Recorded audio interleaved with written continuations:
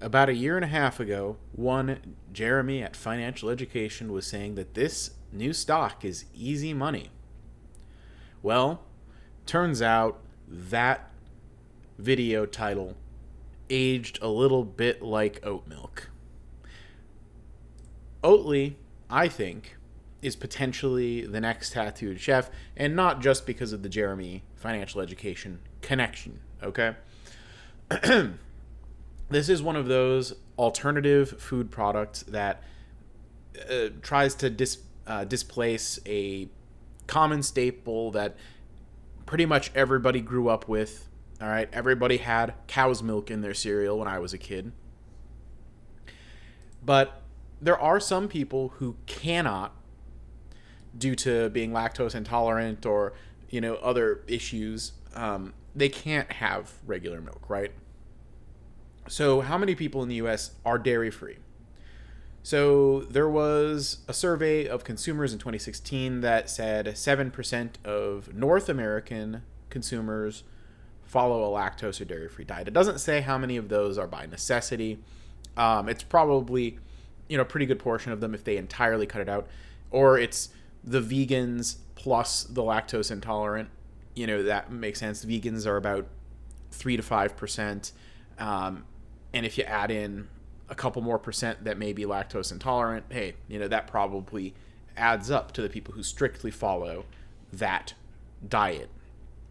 However, unlike with Tattooed Chef, I do think there may be, slightly broader appeal for these products, okay? There was another little snippet of information that 1/3 of Americans drink non-dairy milk at least once a week. So, I'm probably pretty close to that myself. There are periods of time where maybe like I'll get some type of like if I'm trying out different, like if I'm on a coffee kick, I might get the almond milk vanilla coffee creamer or something like that. In which case, I might be having that, 3 or 4 times a week during that period of time, right? So certainly, yeah, there are people like me who, I'm not lactose intolerant. I'm certainly not vegan, but I will, occasionally consume some of these, dairy alternatives. However, what the situation we're in right now, all right, is we're coming up to a potential recession. And these alternatives tend to be a little bit more pricey than the traditional cow's milk that you can get for like $2.25 a gallon or whatever, okay? So that, I think, is going to be an issue for the people that are using it as like a discretionary thing and not as like a necessity as a part of either their vegan diet or their their lactose intolerant situation. So, Oatly Group, I think one of the things that is most important to look at for them is their gross margins first, okay? Just like with Tattooed Chef. For a company like this that's selling, an alternative to, an existing staple, they would either need really, really high gross margins, or they would need to achieve a scale that's similar to, traditional dairy. And I'm pretty sure there's like different subsidies and things like that in place for traditional dairy because they're a staple. But what you have is, back in the day, they had gross margins in the high 20s, low 30s, absolutely got smashed during pandemic times, and have yet to recover back to those old levels. And they may not, right?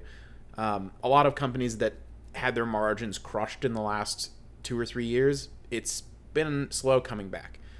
Now, we're also facing a recession, potentially, that could further compress their ability to grow top-line revenue, which means, can they achieve the scale fast enough to get bottom line profitable before they become insolvent? Well, with Tattooed Chef, the answer to that question ended up being a big resounding no.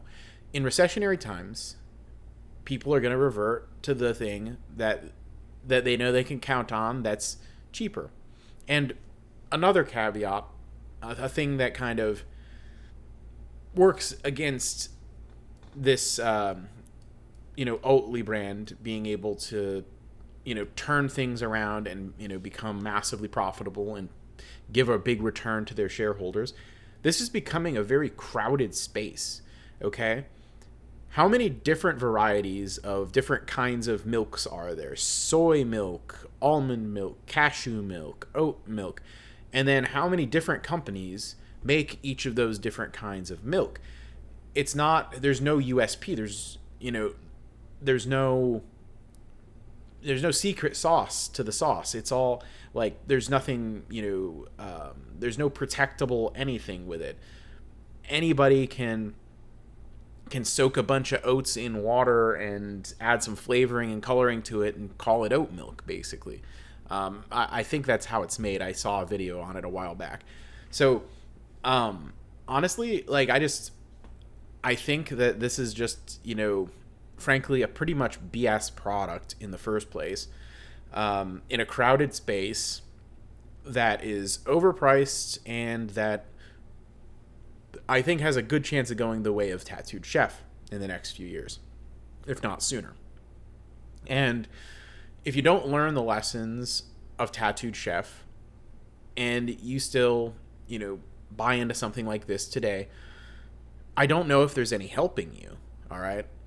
Because once again, this is a nothing burger of a company that produces a mediocre product in a crowded space with appealing to a small market with no unique selling point whatsoever. All right.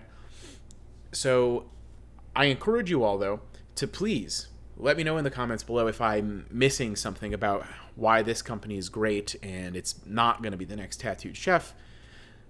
Let me know if you agree, if you're also avoiding companies like Oatly. And hop on the Discord, link will be in the description. Hit that join button as well. Become a member. Subscribe to the channel. That one's free.